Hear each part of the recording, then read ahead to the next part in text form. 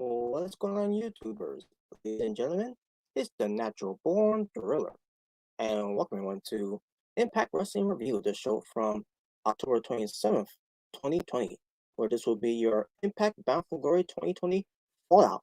What happened after Bound for Glory of 2020, which I thought was an amazing show, despite a few things that that was annoying the hell out of me and taking me off and all that. But yeah, I'm about to go through everything that's happened on the show here. But pertains to also the results of what's going on with the John E. Bravo and Rosemary wedding, which we'll get to that part of it. Where I thought when it pertains to the show itself, it was gonna be, you know, it was gonna be the focal point of the show. I mean, it was still the focal point of the show, but I thought it was gonna be like the point where it's gonna be doing a lot of segments on the show where it tends to build up until we get to the wedding, which is gonna be the main event of the show itself, the end the show basically. And something that I never saw coming. That when it pertains to well, let's face it, it's something that we never all saw coming. This whole wedding thing was gonna come to an end. This whole fiasco wedding they've been building up to this point. We're gonna get to that once we get to it. Um, but yeah, basically, I'm gonna get to this review. But before I do, maybe talk a little bit more about relating to someone, because I feel like I didn't get too much information of the history of this person. The world's most dangerous man, Ken Shamrock. I talked about this before. Rotates my last review of Impact Wrestling, rotates to Bound for Glory, where Ken Shamrock was inducted into the Impact Wrestling Hall of Fame class of 2020, where he was being presented by, the one and only, the most electrifying man, not only in sports and entertainment, but also in the sports of pro wrestling. That is Dwayne The Rock Johnson, which Ken Shamrock had plenty of battles with The Rock back in the Attitude Era of the World Wrestling Federation, 98, and a little bit more of it on, I think, in 99, I'm assuming, where it tends to when I'm assuming Ken Sharp was still part of the corporation during that time.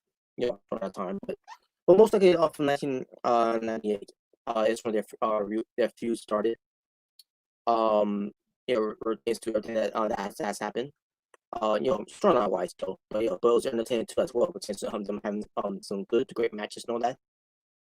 Um, you also have on Pepper Wrestling's YouTube channel, they also show Bret the Hitman Hart, who talks about Ken Shamrock, which is Ken Shamrock's history with Bret Hart. Ken Shamrock, referee the match between Stone Cold Steve Austin versus Bret the Hitman Hart in the I Quit match, which was also was a street fight in a way too, from WrestleMania 13, from 1997, the year where Austin became a main babyface man, with the whole double turn with Bret Hart being the heel, and Ken Shamrock was the referee of that match. And from there, Ken Shamrock, he had interaction with Bret Hart there. Now I don't remember if they had matches before. I'm pretty sure they had matches out during house shows, which we couldn't see at the time during that time. For those to any unreleased films maybe or something like that we will put out there, either on the network or maybe on the DVDs, whatever. But not that I know of, but I digress. But yeah, that's also history there with Ken Shamrock with Bret Hart as well. Also for big things too. The whole thing where the Canadian Stampede in your house event. I believe it was called Canadian Stampede, but it pertains to the in your house pay per view where Ken Shamrock teaming with Stone Cold Steve Austin, Goldust, the Road Warriors. God bless their souls of Hawk and Animal, Legion of Doom, going up against the Hart Foundation of Brian Pillman, God rest his soul, Owen Hart, God rest his soul, the British Bulldog Davey Boy Smith, God rest his soul, Jim the Anvil Neidhart, God rest his soul, and Bret the Hitman Hart. Folks, it's just depressing talking about this because as I'm talking about this match, not that I think about it, the Road Warriors unfortunately gone. and the Hart Foundations, except for Bret Hart, are gone. It's just sad. But yeah, but Ken Shark had some interactions with the Hart Foundations on that year, and that's 1997 his birthday in Manhart. And also appear on, to congratulate Ken Shark into the Hall of Fame of Impact Wrestling was the hardcore legend himself, Mick Foley, who's also a Hall of Famer in his own right, but in the WWE. I think pretty soon, when Impact Wrestling decides to put Mick Foley into the Impact Wrestling Hall of Fame, I think it's a good opportunity to finally do it, because Mick Foley has wrestled in Impact Wrestling as well during the time of TNA wrestling. But yeah, but Ken Shark and Mick Foley, when Mick Foley was Mankind, had their battles too. From 1997, I'm assuming they had matches 1997, and then also from 1998. Retains to also share a feud with The Rock during that time too as well, and it also retains to them being continuing their feuds from 1999 too. They became a faction with Test, God rest his soul, and the Big Show when they called themselves the Union. But yeah, Ken Shamrock, man, he's contributed a lot in pro wrestling, which is why he's is an honor in the privilege of on behalf of Impact Wrestling to have the world's most dangerous man and Ken Shamrock to be inducted to the Impact Wrestling Hall of Fame of 2020. A great clash of it, a great class of them, I'd say. And with him being the first ever slash NWA slash Impact Wrestling slash TNA, what you want to say, world champion, the first ever world champion for this company. And he's also been Intercontinental champion, tag team champions. I'm guessing he was in the tag team champions with either with Test or someone else. I can't remember who he was teaming up with as a tag team champion during that time during his run in WWF. But also pertains to also when he became a when we got into WWF too, by the way, where it pertains to submissions. No one has ever tapped out in pro wrestling until the world's most dangerous man, Ken Shamrock, came into the picture, and ever since then, it's all been nothing but about tap outs. In pro wrestling, because usually you should say I give up or I submit or you'll see whatever, but it was never about tapping out. It was never about tapping out on the mat, tapping out on your opponent, or tapping out regardless. Either way you want to tap out. Where you say, yeah, I had enough, I give up. It's because of his MMA style from being an Ultimate Fighting Championship, which is UFC. And Ken Shamrock is a legend in his own right from there too. But yeah, basically, he's an innovator. When you really think about it too. So it's great that I want to talk a little more about it on here because I should have did it pertains to the Bound for Glory one, but I don't remember why I didn't. I can't remember why I didn't, like to say, but I'm doing it here, and I just want to bring this up before I get to the actual show itself.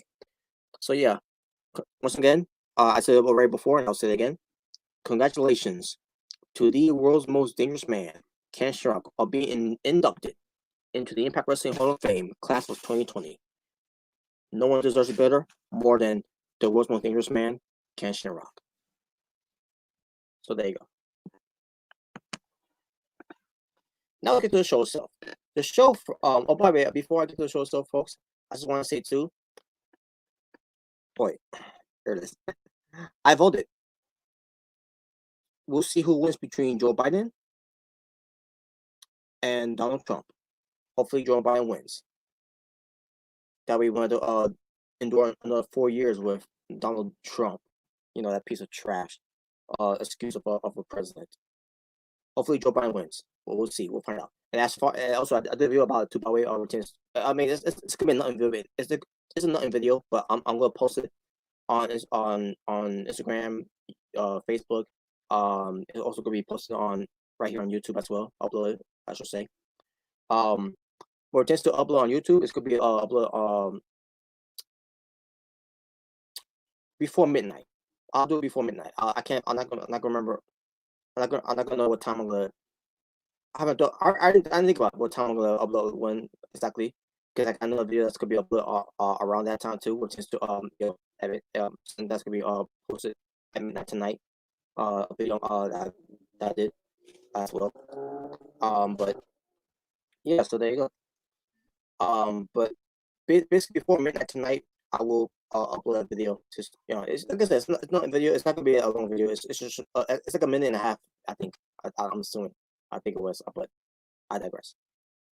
But anyways, enough of that. Let's get to the show. The show was taking place in Nashville, Tennessee. You have Josh Matthews and Master Rain as your commentators, and again, the show of it's talking about what happened after Battle for Glory, and also pertains to the wedding, and let's get to it right now. First of all, the show opened up with Eric Young attacking Rich Swan backstage. They're having this brawl backstage pertains to this whole thing is not over between these two. They start fighting all the way to the ring. We get referees, securities, and Scott Demore coming out to stop this madness. Eric wants his rematch. He wants he wants a shot, the title shot. So Rich Swan says bring him in, and also Scott Demore makes the match, and the match is official. Eric Young versus Rich Swan. The match where Rich Swan was barefooted. He was wearing slack pants, I think, or maybe just jeans, whatever. I'm pretty sure it looked like slacks to me. I think he was wearing flip flops if I'm mistaken. I could be wrong, but I don't know. I digress. But Eric Young, he was all dressed to compete, and the match ends up happening. It didn't last long. So I don't remember how long it lasted, but I'll tell you one thing. It was more than 5 minutes. I'll tell you that. It was. I think it was more than 5 minutes. I'm assuming, but yeah. But in the end, it was Rich Swann getting the win on Eric Young, and there you go.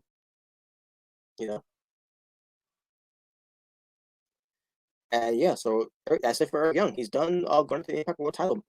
But is the feud over yet? Nope, not yet, because there's more to it between Sir Eric Young and Rich Swann, which I will do a live action of it later on, because unfortunately Christian, or Mr. Region 21, he's gonna be working, so he won't be able to do live action with Impact Wrestling, which I will be able to do it tonight, and I cannot wait. So,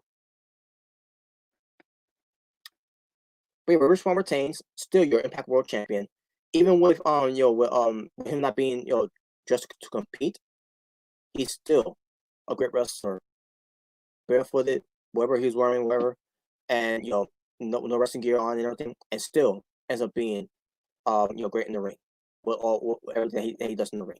So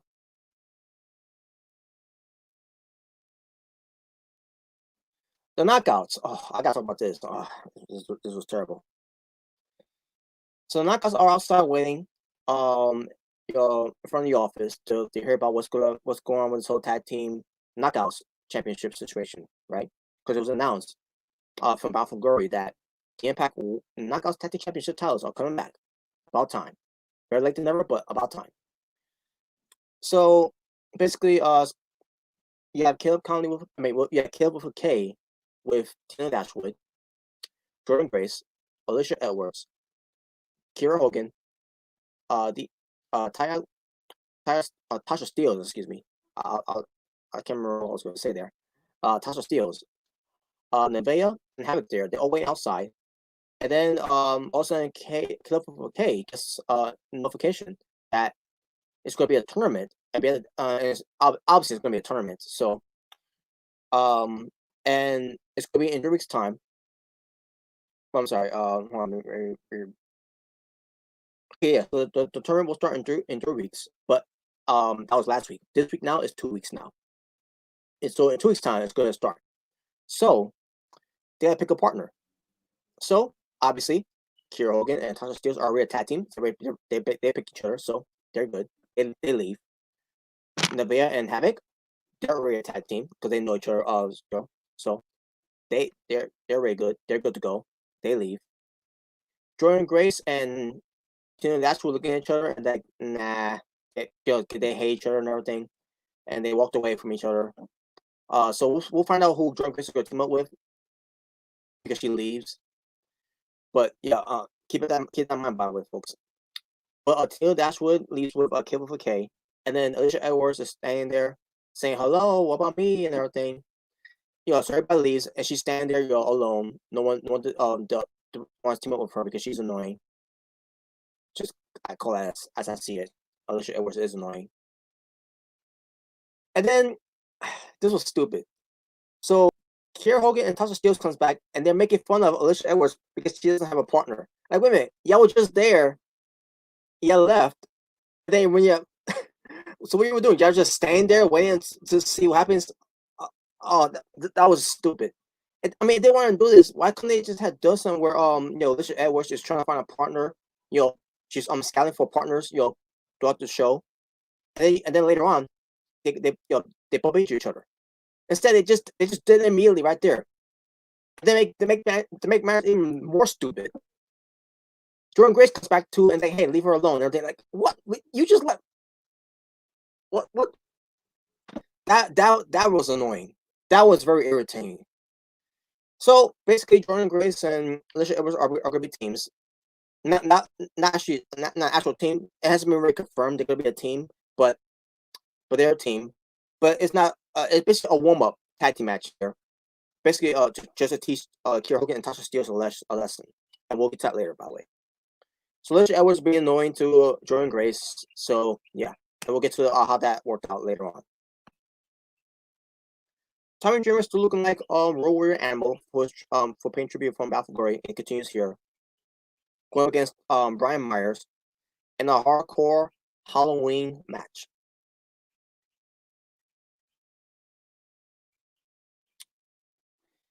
Match happens. They use a lot of weapons. They even use candy corn. What a waste of that. Because I love candy corn, and what a waste that was. From using that as a weapon.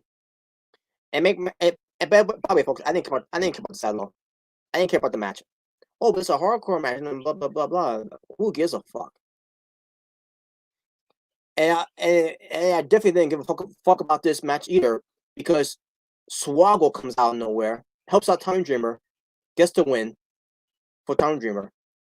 Tommy Dreamer wins, basically. Yeah, I definitely didn't care about this at all. Moving on. So yeah, it's been confirmed. Swoggle, the former Hornswoggle from WWE, is signed with Impact Wrestling. Fuck off. That's all I gotta say about that.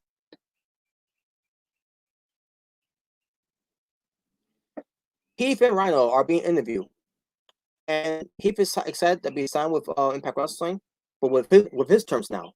Not the old terms that Scott D'Amore tried to do before. He's he's part of it, and basically you have Gia Miller was interviewing Rhino and Heath, and basically she brings up the fact that Heath got hurt, and he's like, "What? I didn't get hurt and everything." And I think so. This is kind of weird. And then they told her to walk away, wherever, or I think they walked away. I can't remember how it ended, but that was weird. Whatever. But yeah, the contract is he's got a new contract with Impact Wrestling, and there you go. Reno Scum and Hernandez finds Falaba, because Falaba's he's got Hernandez money, because all Hernandez cares about is getting the money back. So Falaba didn't have the money on him. Usually, and by the way, the way he did too, he's doing this, covering his shirt, pretend he's wearing the necklace money. So they found out, they realized that he doesn't have it on him, and basically Falaba says that it was for Johnny Bravo because it was for his wedding and blah blah blah. And Hernandez leaves, and Reno Scum, someone, I think it was also the Legend, who hits Falaba in the gut, and also Falaba reveals that he had his money, Hernandez's money that he stole, in his crotch area. So yeah, there you go. But keep in mind, Hernandez is upset about his money being stolen, and Falaba, basically threw Johnny Bravo's name under the bus. The same Johnny Bravo was going to get married to Rosemary.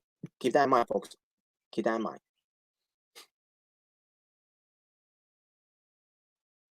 Oh yeah, we got Triple XL, Larry D, and AC Romero versus the Rascals, Dez and Wentz. Match itself was decent, but I didn't care for it. But Triple XL wins. No much to say about that. We go backstage and we see Don Perazzo with a lawyer to discuss this whole thing about Su Young being the one who accepted the challenge to face John Perazzo for the Knockouts title at from Bound for Glory and won. And the lawyer, I can't remember. I can't remember where I seen this lawyer before, or if I try to remember where he came from, because he's a wrestler obviously, and he was a good he did a good job playing a lawyer here. So probably you also had Kimberly there too as well. So they're gonna have this whole discussion in the ring instead of having discussing in the office that they were. And there's a reason why they did it in the ring. We'll get to why they did that. But I thought it was good though. The segment stuff I thought was good. So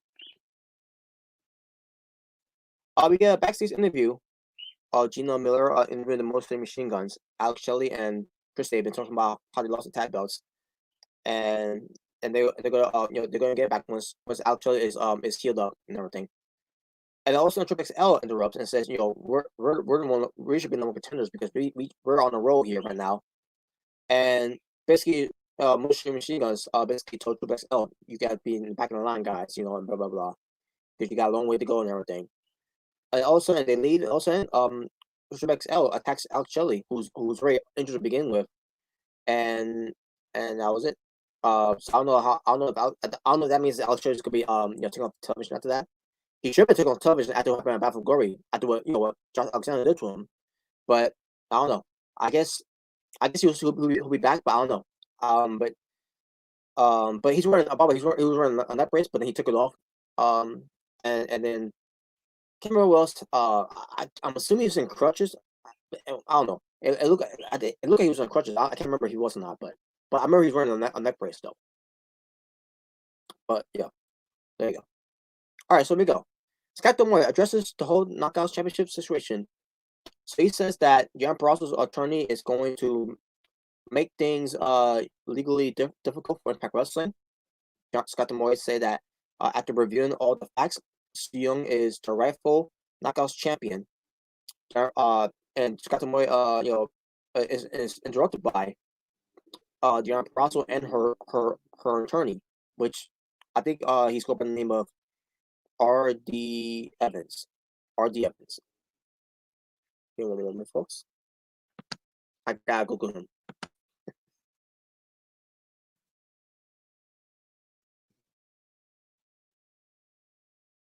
Oops. Delete that one. All right. All right. So this guy that I'm looking at right now, his name is Robert Evans. He goes by R.D. Evans, obviously, and he's a Canadian pro wrestler. Okay, so yeah, see, there you go. Well, let's see where he's from though. We're saying to what? See, Ring of Honor. Okay, there you go. Yeah, yeah. I could swear some of which I've seen from before, but he's friends with Jimmy Jacobs though. Okay, so there you go. That's R.D. Evans. But back to this now. Her attorney, and Kimberly, who are all now in the ring. And Evans, the lawyer, says that Scott D'Amore had made a lot of mistakes in his life. He said that everything happened to Kylie Ray. And I'll talk about Kylie Ray once we do the live reactions, folks, for Impact Wrestling tonight. And it's possible it was at the hands of Su Yung, the undead bride, who is now the Impact Knockouts champion. He then said it is his client's choice to take it to court to no matter what. Let me say this again.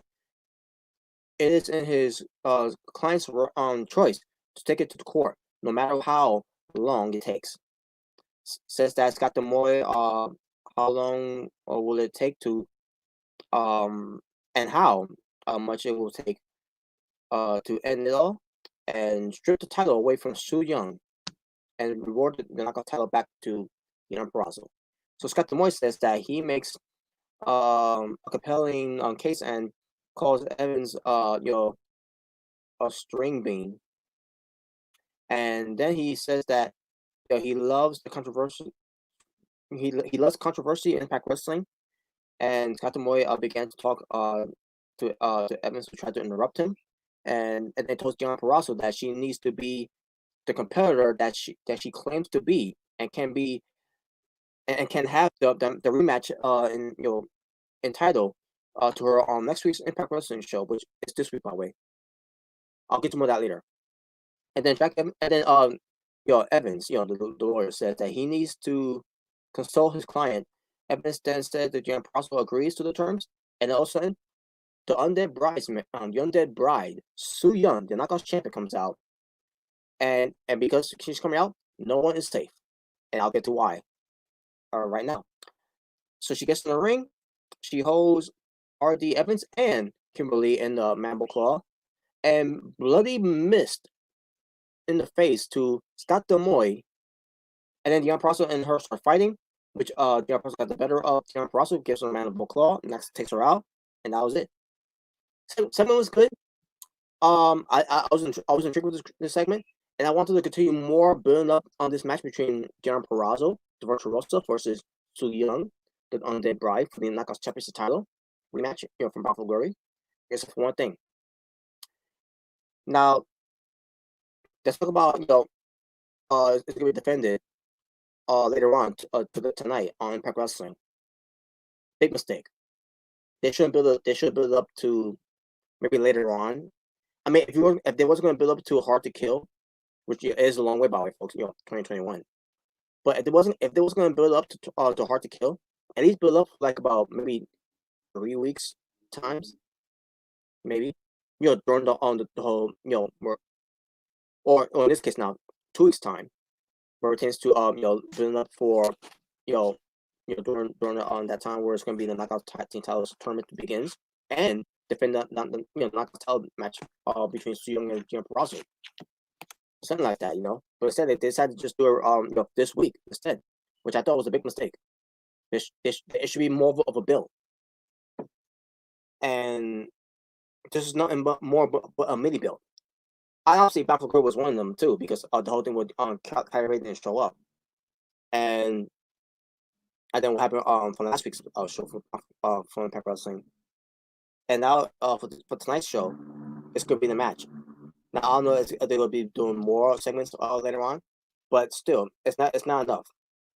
They should buy more time to do the build up for between these two for later on. So, but that's just me.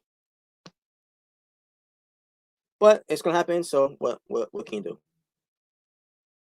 We go backstage and we see Rich Swan, William Mack, and the Rascals all talking and congratulating Rich Swan being Knockouts, being Impact World Champion. Excuse me. No. All of a sudden, you see someone walking up to them. Well, you don't see them walking up to them. Basically, a cameraman. Basically, let's just say the screen is looking at me right now, and it's doing it's like this. Or better yet, maybe do like this. Basically, it's zooming into me like this. Basically, like it's walking up to me. That's basically what it was doing, and it was Moose, and he's in a suit, a nice suit, and basically, Moose was saying, one second, I lost it. Where was it? All right, here we go. So Moose is walks up to him and saying, to respond, why is he celebrating so hard for being second best that that Impact Wrestling has to offer when he's the TNA World Heavyweight Champion, which means Moose is the number one best. And then he says something about how Rich Swan, how's it that someone like Moose, basically Moose is basically describing himself, as the richer man, being being successful, while you start off being a poor man, because he was poor at one point, because he was for those who don't know the story about Rich Swan, he because it was told by WWE before on the whole cruiserweight 205 Live thing, where Rich Swann started off as a homeless person, and also the story was told here too by Impact Wrestling as well, which is Sammy Callahan taking him in, like his family, and you know, and then he started getting in the right track later on. But basically Moose was insulting him for being a poor man, for being for Impact Wrestling is having someone like Rich Swann, who's a poor man, being a world champion, their world champion. So Rich Swann took offense to that, and he tried to go after Moose, and he's been held back by the Rascals. And I can't remember who else was holding him back too. Basically, it was the Rascals. And then Willie Mack, is getting the face of Moose. Moose is having so much with Willie Mack, and it's gonna lead to a match between those two on the next Impact Wrestling show, which is gonna be later on tonight. So there you go with that one. So after that was done, Rich Swann cooled down. And then he's going to his locker room. All of a sudden, in the locker room, he's being confronted by who's waiting for him: Ken Shamrock and Sammy Callahan. Speak of the devil, by the way. So Sammy Callahan, saying he's hearing a lot of both from he's here this is Sammy Callahan saying this. He will be hearing a lot from both of them as they walked off and everything, and that was it basically. So there's a teaser there. Which one's going to be in the program either with Moose, or he's going to be in the program with either with Sammy Callahan, or the world's most dangerous man, the Hall of Famer, Ken Shamrock. So yeah, a lot of target is on the back of Rich Swann, and I'm loving it. It just it gives Rich Swann more credibility of who he's to show how much of a fine champion he can be, and I cannot wait to see how they contribute that. So yeah, it's interesting. Rich Swann being world champion is very, very interesting to see who's going to be gunning him for that shot. I talked about it before, really, folks. But it tends to the video package of congratulating Ken Shamrock of him being in the Hall of Fame. It was on the YouTube channel of Impact Wrestling, where it tends to Mick Foley, Bret Hart, and The Rock congratulating Ken Shamrock being inducted in the Impact Wrestling Hall of Fame. So they play it here. We go backstage. We see the North talking about another team about tag team wrestling. The Good Brothers also they interrupt, and Impact says that he wants to tell the story about the worst investment Impact has ever made, which is the Good Brothers. Paige says that Paige and Doc Gallows, I'm going to say, excuse me, exchange words. Then Paige slaps Doc Gallows and they start brawling to a point where the Stammers broke it up and everything, and that was it.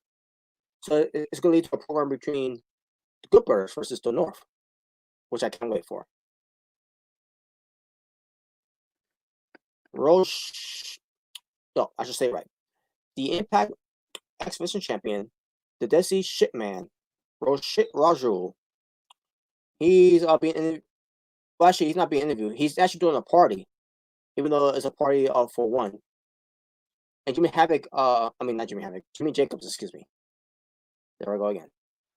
He looks at the party and everything, and Rajul talks to him about the victory with 5 other people he beat. And Jimmy Jacobs says that Rajul stole the victory, and basically Rajul told him to leave because you're now you just killed the vibe of the party. And then Jimmy Jacobs leaves, and that was it. Not much to say about it. Johnny Bravo says that Falaba is not going to be the best man anymore. Instead, it's going to be Johnny Bravo. Johnny Stringer, I meant to say Johnny Bravo. Yeah, Johnny Bravo's going to be the best man and the groom. Yeah, that makes sense. Not really. But anyways, that was just me botching. But yeah, for Falaba, he still got the money that he stole from Hernandez. Johnny Stringer showed up. Joshua, he's the new best man. I'm assuming. Again, I'm assuming that's what it was. I could be wrong, but that's what I'm assuming it was. But don't quote me on that. Also, Tasha Steelz and Kiera Hogan versus Alicia Edwards and Jordynne Grace. Alicia Edwards was annoying as hell, and she was not being a team effort in this match. Not whatsoever. They were not working that well as a team, and that cost them. Kiera Hogan and Tasha Steelz win the match. So also, you know, Jordynne Grace and Alicia Edwards were arguing all that, bitter back and forth, and that was it. I still think it'll be a tag team. There might be a tag team. I don't know if they are going to be a tag team, but it looks like they are going to be. And if they are, it's going to be one of these pairings. We're not going to get along as a tag team, and then in the end they're going to win. I hope not, because with this Knockouts Tag Team Championship tournament that's going on, with the Impact Knockouts Tag Team titles coming back, this is one way for Kiera Hogan to finally win a title in Impact Wrestling. Because if she's not going to be Impact World, if she's not going to be the Impact Knockouts champion anytime soon, then give her the another thing that could be fitting for her, along with Tasha Steelz. That is the Knockouts Tag Team titles. Give it to them. I'd rather have Kiera Hogan and Tasha Steelz win the tournament to become the tag team champions than Jordynne Grace and Alicia Edwards. That's the idea they're going for. And we'll find out how it's going to culminate at Hard to Kill, because that's what the finals going to take place.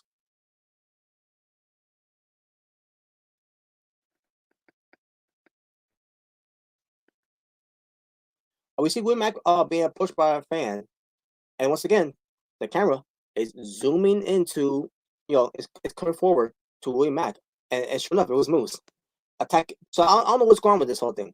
So they're repackaging Moose of being a serious character now, where he's now controlling his own narrative after his whole battle with EC3, where Moose is not being taken seriously as a wrestler. Even though I thought he was taken seriously before. When you brought back the Impact, when you brought back the team and World Heavyweight Championship title, I meant to say. So yeah, but Moose is now is being looked at as a serious guy now. Pertains to how they're booking him now, where you don't know where he's going to be coming out of nowhere, and then when you see the camera zoom in and walking towards someone, that's going to be Moose. It's going to be Moose. So I'm assuming that's the new thing to do with Moose now. So Moose was zooming into to Willie Mack, and he attacks Willie Mack. And then Moose said, "Did you get that shot?" He's like, "Give me that camera," and that was it. I thought that part was funny. Give me that camera. And there you go. We go backstage and we see Rosemary and Ty Bakri about the whole wedding thing with Rosemary and Johnny Bravo. Ty Bakri is trying to tell Rosemary that they called the wedding because Johnny Bravo, if you remember, back in Bound for Glory, Johnny Bravo is going to be in control of the marriage between himself and Rosemary, where he's going to wear the pants of the family. He's going to be one bossing Rosemary around. He's going to be the one. He's going to be the man of the house and all that. So Ty Rock is trying to stop Rosemary to making a big mistake of her life. It says that she has a bad feeling about this wedding. But Rosemary didn't want to listen, and there you go. All right, now let's get to the wedding. So this is the big moment pertains to this wedding thing on the show. The wedding of Rosemary and Johnny Bravo, or should I say the wedding of Johnny Bravo and Rosemary, because keep in mind it's Johnny Bravo who's could be the man of the house. He's gonna be the one. He's gonna be the dominant one in the marriage. So they're all coming out. For those that aren't invited, like for example, Swaggle, the Deaners, Alicia Edwards. Oh, by the way, I forgot to mention this too. By the way, Alicia Edwards comes out of nowhere to to talk to Rosemary and Ty Parker before this whole thing, and then Alicia was left there alone. It's like she's like, seriously, that, whatever, and everything. And like why are you there? Are you going to take a shower or whatever, or something like that? Like, seriously, what was the point of her showing up there after this whole thing with her and Jordan Grace? You just had a match, and you're going to rush to the locker room. This whole thing, like, what the hell is going on here? That was ridiculous. But whatever. But anyways, John Stringer was there. Sasha Steels, Kiera Hogan, Taya Valkyrie with Falaba. By the way, also you had Tommy Dreamer there. I think Brian Myers was there too. Can't remember who else was there too. I think the Rascals as well. And they were all in Halloween costumes. So I said, wait a minute, is this supposed to be a wedding or a Halloween party? A Halloween costume party, whatever. And Falaba was in a Stay Puft Marshmallow suit. From Ghostbusters. Wow. Giant Bravo walks down. He's in the white suit, by the way. Farges Mitchell, he's back. Oh, yeah, I forgot to mention this too, by the way. I can't remember it happened at Bound for Glory. No, actually, no, it didn't. It happened on this show. Later on, earlier, I meant to say, earlier, Nevaeh was waiting for Havoc to lead the some kind of broom classic that she was at wherever. I don't know where she came from. And she said, that Farges Mitchell is back. I said, what? You're telling me that's the best you got to do this whole thing? You're not gonna do this whole segment where you go to the undead realm and say, and then bring back Farges Mitchell to help Rosemary get married and everything. And he's like, oh yeah, what if I don't? And then you will not. Then we're not bringing back to life and all that, whatever. Something to where you confront Farges Mitchell at the undead realm, and we're gonna bring it back to life. Well, on the one condition, you had to help Rosemary get married, and help her get married. And he basically he agreed to it to help get Rosemary get married to Johnny Bravo. Instead, it's just he's back. Lazy.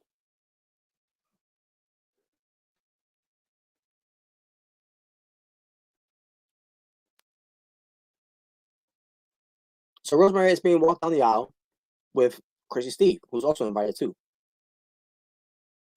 The wedding vows from Johnny Bravo was from the Adams family.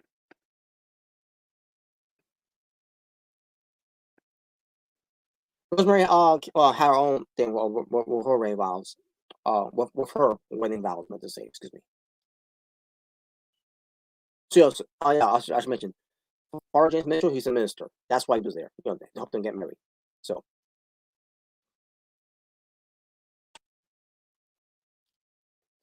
Swan had the wedding wing, and so basically, Johnny Bravo says, "I do."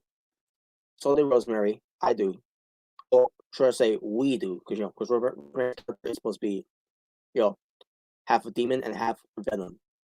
Basically, her character is supposed to be Venom, where Venom says we. Well, Rosemary is that type of character too, where she says we.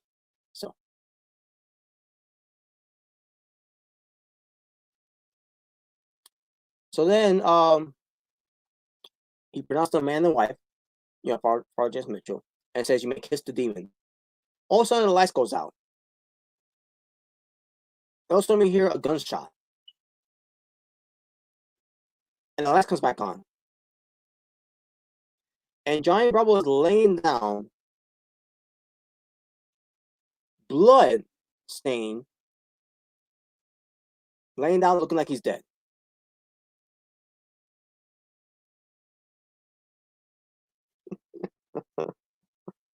and then Tommy Dreamer, he goes to attend Johnny Bravo, and he's saying no.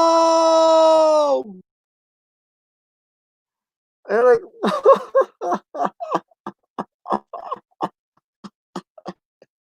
oh my god! And the show ends. What the fuck was that? Well, so now we're moving to a new story of who shot Johnny Bravo. Wow, you gotta be kidding me. First of all, the wedding itself, I didn't care about the wedding at all. To me, it was ridiculous. I hate weddings and wrestling, anyways. Garbage. But in this case, I thought that on the ending that was great. Wow. So who could have done it? Who shot Johnny Bravo? Well, there's a lot of suspects. One, Hernandez. He wants his money back, but unfortunately, because Johnny Bravo got the whole wedding thing was happening. Hernandez assuming maybe the money was already spent. There's no way to get it back. So wait, what does Hernandez do? He grab a gun, LEX. Well, except it was only a one shot a one shot that happened, and he killed Johnny Bravo. Now, but we'll get to that part of Johnny Bravo. But he shot Johnny Bravo, so he could be a suspect. Blah blah. He was the best man. Johnny Bravo told him, you're not the best man anymore. So now, maybe it could have been Falaba. Falaba could be a suspect. Taya Valkyrie. She didn't want just waiting to go as planned. Maybe she shot Johnny Bravo to stop Rosemary from making the biggest mistake that she could ever make because Johnny Bravo was trying to take control of Rosemary's life and wants to get married. Rosemary could be the one. Maybe the whole storyline where Rosemary is talking to someone, and then Johnny Bravo shows up, and that's where the whole story a lot began. Where we don't understand where they're going with the whole thing with Rosemary, where she's going to the bar and all that, and and everything has been culminated until they went to Russell House, and then the whole build for the wedding thing. I don't know. We're just everything that they're doing here, where maybe eventually Rosemary can do all this to bring the bunny Alley back, which is not going to happen anyways. But to sacrifice Johnny Bravo, whatever, and this is the way to do it to kill Johnny Bravo. And by the way, the way that she looked too, by the way, Rosemary, she didn't look like she was in shock. She didn't look like she was upset when Johnny Bravo got shot. Tara Valkyrie looked like she was upset and everything. That Johnny Bravo got shot because she Johnny Bravo meant everything to him. But then again, could she be doing all this for an act? Because she in reality maybe she did it. I don't know. Father James Mitchell, maybe he did it. He tried to shoot Rosemary, or maybe he did shoot Johnny Bravo.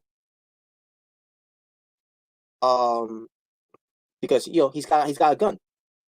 He always carries himself a gun.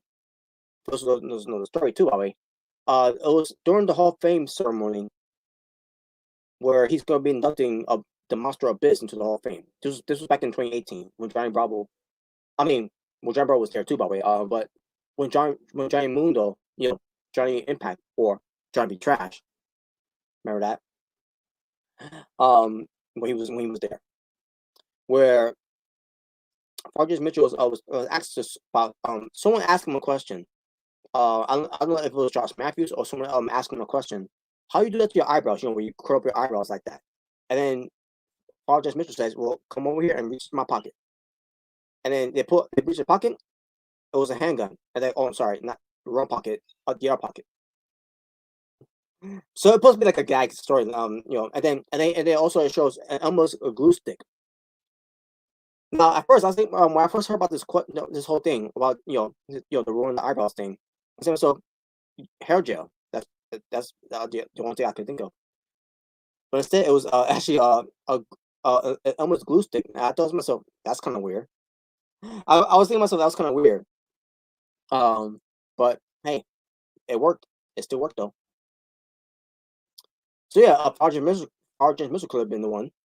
Or it could be in a way, like I said, he was trying to shoot Rosemary, but then Rosemary and him finding the gun, gun, and then accidentally shot Giant Bravo. Maybe that could be a story too.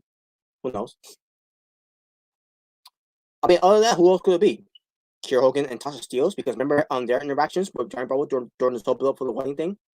Maybe it could. I don't know. I digress. But other than that, who's? Oh yeah. Now, here's another thing. I swear to God,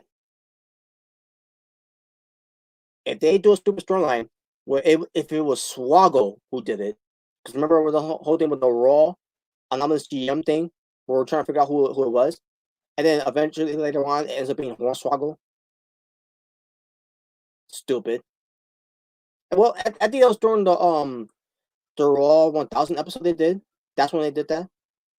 That the revealing that it was Hornswoggle. I can't remember if it was on that episode, and if it was, that was the only stupid thing that they did on the show. It's Hornswoggle. But if it is Swoggle who did it, down saying myself, yeah, this could be a absolute fail. This was trash. But I don't know if that's going to be the case or not. But if it is, I'm gonna confirm it. I'm gonna officially confirm that whoever used to work for Impact, for whoever who used to work in WWE as a creative writer, to write skits or whatever for WWE, who's now working for Impact Wrestling, I will officially confirm that whole thing that if it is ends up being Swoggle, being the one who shot Giant Bravo.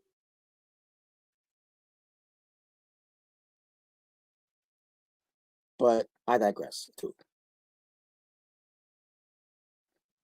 I don't think it's gonna be Swoggle, but if it is, that's gonna be that's really gonna be a thumbs down of a story laying out to it. They could do anything with this. They could and they could obviously they're gonna build up for on this whole thing till we get to a point maybe they'll do before Thanksgiving, before the Thanksgiving episode. We'll see.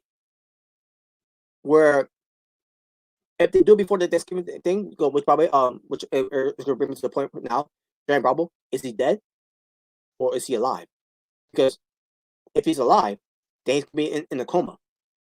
Like the whole thing will happen with episode of The Simpsons, who shot Mr. Burns, where Mr. Burns got shot because of the horrible things he was doing in Springfield, and he got shot for it at the end of the day. But he ends up living, but ends up being in the coma.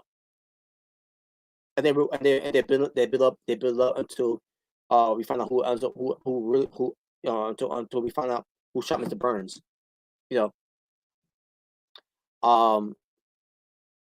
Which was a very unique story how they told us how that was told too, and how it led to it too, which was great. The Simpsons are awesome. So we'll see what they do with this one with Giant Bravo, where maybe he's not dead, but he's in a coma, and we'll find out later eventually who shot Giant Bravo. By maybe Giant Bravo knows who did it, and he'll point out who did it. But I swear to God, if it is Swoggle, it's gonna be a fail. A failed storyline that they build up to is gonna be trash. But let's I just hope it's not Swoggle. But once we find out the revealing of who's gonna be, once we get to close or before we get to the Thanksgiving episode for Impact Wrestling, which I'm assuming is probably gonna happen on that episode too. We'll see. I don't know. We'll see how they play out too. But it's a lot of things that I could think of what they could do with this. So once they get to the Thanksgiving episode, and once he reveals who shot him, and then it's always forgiven. Let's have a Thanksgiving dinner. Imagine they do now. Imagine if they do that. That would be so stupid that they do it. But let's see if they do that way. But I digress. They could do a lot of things with this. But like how person always says, because at the whole thing with Falaba and TJP, with the whole thing with who was it with? Oh yeah, we're gonna scum. You're gonna find out. Remember that segment? You're gonna find out. That was ridiculous, by the way.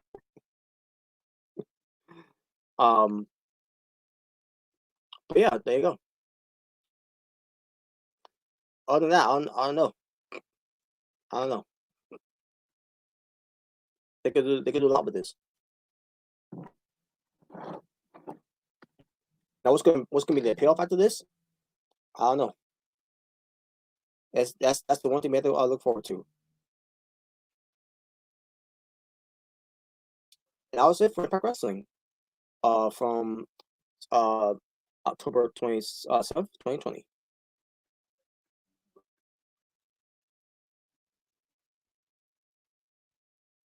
Just give me one moment, folks.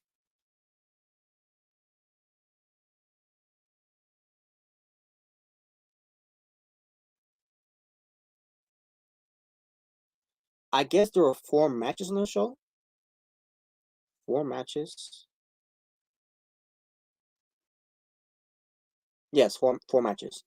Where they're talking about wrestling for the show itself. And my overall rating for the show, I'm gonna give it, because John Bravo got shot, because of that ending, 10 out of 10. Yes, 10 out of 10. So there you go. And with that being said, thank you all for watching.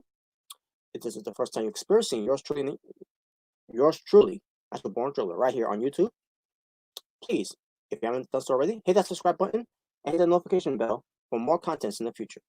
Also, if you enjoyed this review, give it a like. If you didn't enjoy the review, give it a dislike. Either way, I don't care. But all I will say is that thank you all for joining me, reviewing me, watching me, spending your time day and night with yours truly, Natural Born Driller, as I try to give you the absolute best content I can give you right here on YouTube. So you all stay well, stay safe, take care of everything that's going on in the world, wear a mask, love one another, God bless one another, live in peace and harmony for us all. I am out here, ta-ta for now, for It's Natural Born Driller, saying peace on the streets. And I'll see you all later on, we'll just do the live reactions for Impact Wrestling on behalf of the Asylum, from yours truly, Natural Born Driller, who will be your natural host driller for the live reactions for Impact Wrestling for the November, I meant to say, November 3rd, 2020 edition. So, take care. And I'll see you all later.